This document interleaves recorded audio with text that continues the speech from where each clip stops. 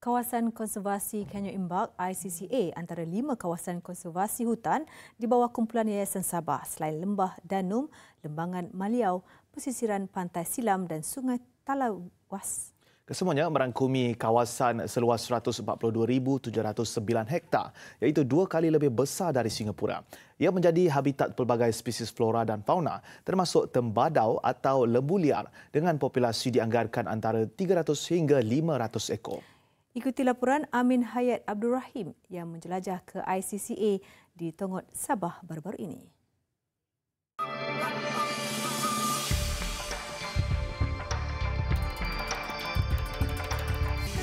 Ini kawasan konservasi Canyon Imbak ICCA.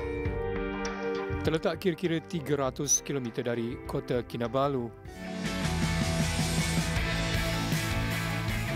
Kami meredah perjalanan menaiki pacuan 4 roda lebih 7 jam ke destinasi yang berliku.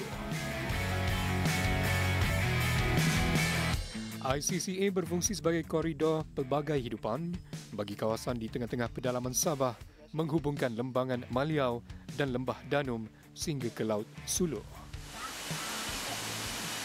Kawasan konservasi Canyon Imbak seluas 27,599 hektar ini telah diwartakan sebagai hutan simpan kelas 1 pada tahun 2009.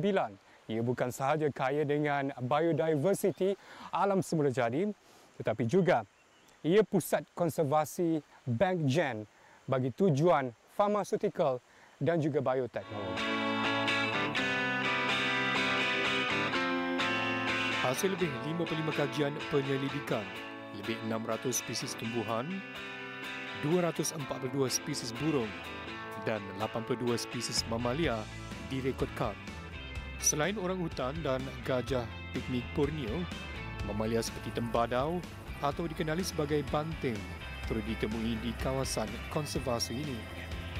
Kita akan merangka satu program pengumpulan anak tembadau pada tahun ini untuk dibawa masuk ke dalam program domestikasi untuk 2 tujuan. Yang pertama adalah untuk membuat pembiakan dalam kurungan bagi tembadau. Kita akan keluarkan 100% anak tembadau dan pada masa yang sama kita akan gunakan genetik tembadau ini untuk dikacuk dengan baka lembu ternakan daging untuk membangunkan baka lembu kita sendiri.